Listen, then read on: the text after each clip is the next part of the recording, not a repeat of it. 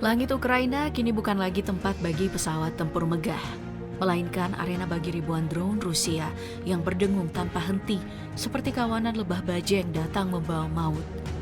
Dalam satu malam, 8 kota berubah jadi lautan api. Sekolah, taman kanak-kanak, dan rumah warga hancur seketika. Di balik suara dengungan itu, ada paradoks yang mengerikan.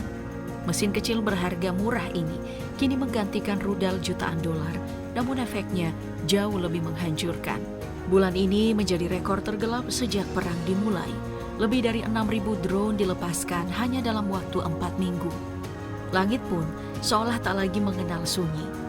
Pertanyaannya kini, apakah ini bentuk kecerdikan strategi perang modern atau justru bukti bahwa konflik ini telah berubah menjadi pertunjukan kebiadaban tanpa batas kemanusiaan? Tetap di sini karena selanjutnya kita akan membedah satu persatu drone yang digunakan Rusia dalam serangan ke Ukraina, dari yang paling canggih hingga yang paling mematikan.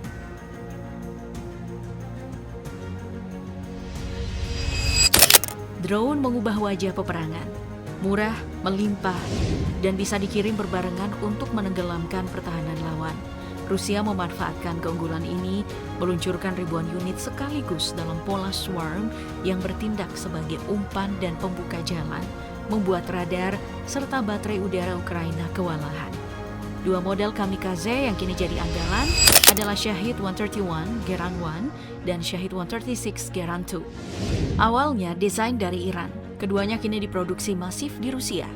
Shahed 131 berukuran ringkas, panjang sekitar 2,6 meter, berat kira-kira 135 kg dengan muatan peledak 15-20 kg. Sedangkan Shahed 136 lebih besar, sekitar 3,5 meter panjangnya dan total bobot 240 kg, membawa hulu ledak sekitar 40-50 kg. Peluncurannya sederhana. Rakitan di atas truk atau kapal, lalu drone meluncur mengikuti navigasi satelit, menempuh jarak ratusan hingga ribuan kilometer. Varian terbaru dilengkapi solusi redundant, semacam kabel darurat dan kontrol dasar, sehingga masih dapat menyelesaikan misi meski sinyal terganggu. Setelah mengandalkan gelombang awal Shahed, Rusia beralih menempatkan jenis-jenis drone yang lebih canggih dan mematikan ke medan tempur, menjaga pertahanan serangan sekaligus memaksa lawan menguras sumber dayanya untuk menangkis ancaman yang datang bertubi-tubi. Jika Shahed berperan sebagai hujan bom murah yang menenggelamkan langit, maka drone FPV adalah pemburu senyap yang bekerja di jarak dekat, cepat, akurat, dan mematikan. Di garis depan, Rusia menurunkan gelombang FPV atau First Person View yang dikendalikan operator seperti bermain game, mata dan tangan manusia itu langsung mengarahkan serangan. Varian-varian seperti FPV Hunter dan versi fiber optik yang dijuluki Prince Vandal dapat menyusup ke parit, reruntuhan bahkan bunker bawah tanah. Dibekali muatan peledak kecil di ujungnya, mereka menabrak sasaran secara langsung, menghancurkan kendaraan, pangkalan senjata, atau menonaktifkan pasukan yang bersembunyi. Kelebihan FPV konvensional terletak pada kesederhanaan sinyal radio jarak pendek, tapi yang paling menakutkan adalah versi fiber optik. Terhubung lewat kabel serat optik, tak bisa di-jamming, dan mampu bertahan berjam-jam menunggu kesempatan serang di sudut penyergapan tanpa kehabisan daya.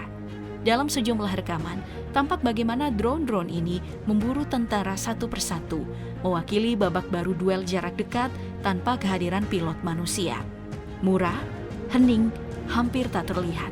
Itulah wajah modern dari taktik pembunuhan terfokus. Mengkoordinasikan kawanan pemburu itu adalah drone pengintai yang lebih besar, semacam otak di balik operasi. Orlan 10 muncul sebagai pengintai yang diluncurkan dari katapult atau landasan di truk, kemudian terbang jauh ke depan untuk mengatasi. Orlan tidak membawa peledak, ia membawa kamera, sensor, pemancar, dan unit komunikasi.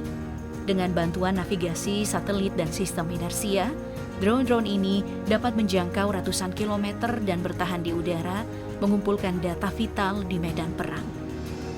Dalam praktik lapangan, Orlan 10 berperan layaknya mothership, menemukan sasaran, memberi koordinat artileri, serta mengarahkan pelepasan drone-drone kecil FPV untuk serangan presisi. Kombinasi ini melahirkan taktik berlapis, sebuah matrioska. drone di dalam drone, yang membuat pertahanan lawan harus menghadapi aliran ancaman berjenjang dan sangat sulit dilumpuhkan. Selanjutnya muncul Italmas, munisi melayang kecil yang lincah dan siap menjadi peluru bunuh diri di medan tempur. Diluncurkan dari katapult atau landasan sesederhana di atas truk. Italmas dirancang untuk mengorbit di atas area sasaran sebelum menukik menghantam, mengandalkan navigasi satelit dan umpan video real time. Ia mampu menempuh jarak ratusan kilometer. Perkiraan umum sekitar 150-200 km dengan baling-baling di depan dan mesin bensin. Meskipun bobotnya lebih ringan dibanding Shahid, muatan peledak Italmas cukup serius untuk melumpuhkan kendaraan dan merusak infrastruktur kecil. Rekaman garis depan menunjukkan Italmas kerap dipakai untuk serangan taktis presisi. Dilepaskan beriringan dengan tipe drone lain dan mendapat penunjang intel dari unit pengintai. Varian pertama Italmas mengandalkan komponen sederhana dan suku cadang off-the-shelf, membuatnya murah diproduksi dan cepat didistribusikan. Fitur ideal untuk konflik yang menuntut volume tinggi. Di balik gelombang serangan kecil itu berdiri platform yang lebih besar. RD-8 sang induk drone. RD-8 ini diluncurkan dari landasan sederhana, terbang jauh ke garis depan, lalu melepaskan 2 drone FPV kecil untuk misi serang. Drone ini dirancang untuk endurance panjang dan kontrol fleksibel. Bisa dioperasikan lewat saluran radio konvensional dan dalam beberapa demonstrasi menunjukkan kemampuan pengendalian lewat Starlink atau jaringan seluler, sehingga operator dapat memantau dari jarak jauh. Dengan bentang sayap sekitar 3,8 meter, bobot lepas landas kisaran 30-35 kg. Jangkauan mendekati 150 km dan kemampuan terbang selama beberapa jam. RD-8 ini membawa kamera siang malam yang tajam.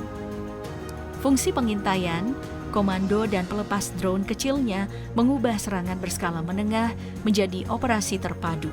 Menggabungkan mata, otak, dan tinju udara dalam satu paket yang membuat pertahanan lawan harus bekerja ekstra keras. Di antara ragam drone Rusia ada satu tipe yang justru dirancang bukan untuk meledakkan target, melainkan untuk menipu. Gerbera tampak sederhana, bodi dari kayu, plastik atau busa, murah dan gampang dibuat. Namun fungsinya licin, yang meniru profil dan pola terbang Shahid, memancing sistem pertahanan musuh agar menghabiskan rudal mahal untuk menembaknya. Beberapa varian bahkan dipasangi 2 kamera kecil di bagian belakang untuk mendeteksi ancaman dari atas ataupun samping, memberi waktu bagi Gerbera melakukan manuver mengelak.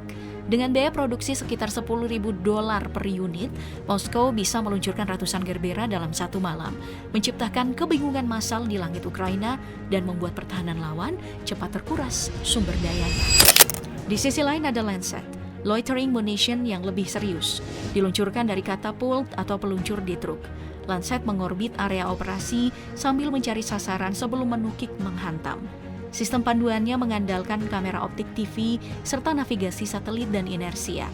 Varian besar mampu menjangkau 30-40 km dengan bobot sekitar 10-12 kg, membawa hulu ledak kecil namun cukup ampuh untuk menonaktifkan howitzer, kendaraan lapis baja ataupun radar bergerak.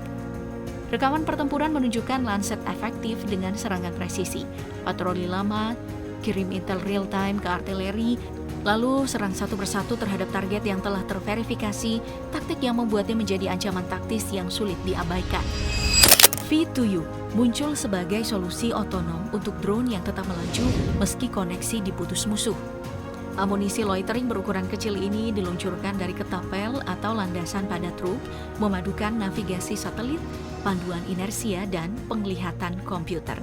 Varian berbasis baterai punya jangkauan ratusan kilometer, terbatas oleh kapasitas, bobot ringan, dan membawa hulu ledak pembakar atau fragmen kecil sekitar 2-3 kg. Di medan tempur, V2U biasanya dikerahkan dalam kelompok. Unit-unit berbagi data, membentuk formasi, lalu melancarkan serangan terkoordinasi ke target yang telah dipilih.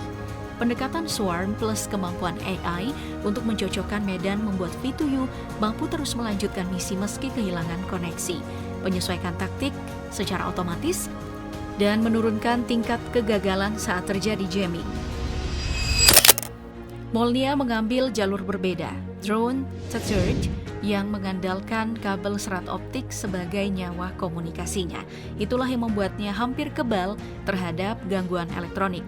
Diluncurkan dari katapult atau landasan truk, Molniya mengurai gulungan kabel serat optik sepanjang terbang sehingga tetap tersambung ke operator. Karena terikat kabel, jangkauannya dibatasi panjang gulungan. Biasanya puluhan kilometer, namun imbalannya adalah koneksinya itu tetap stabil tanpa resiko terputus oleh jamming.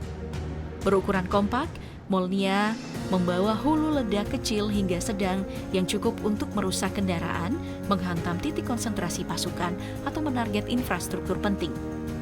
Di lapangan, Molniya dipakai untuk penyergapan presisi, mengintai dari ketinggian, menandai sasaran dengan kamera resolusi tinggi, lalu menukik ketika momen datang.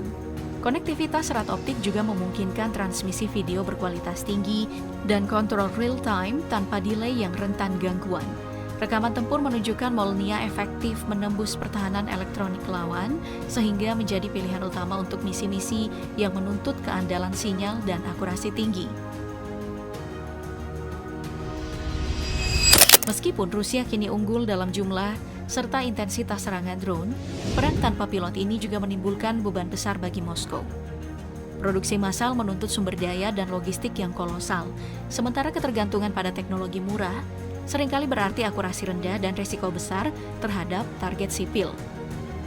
Di sisi lain, Ukraina terus beradaptasi cepat dengan sistem anti-drone generasi baru, membuat keunggulan Rusia tak selalu bertahan lama.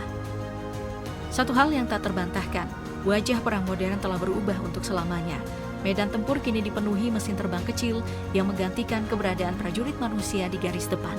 Perang bukan lagi adu jumlah pasukan, melainkan adu inovasi, kecerdasan buatan, dan efisiensi teknologi. Bagi Vladimir Putin, kemenangan di udara mungkin sementara, tetapi dampaknya permanen. Dunia resmi memasuki babak baru, di mana drone melawan drone menjadi simbol era peperangan global yang dingin, cepat, dan tanpa belas kasihan.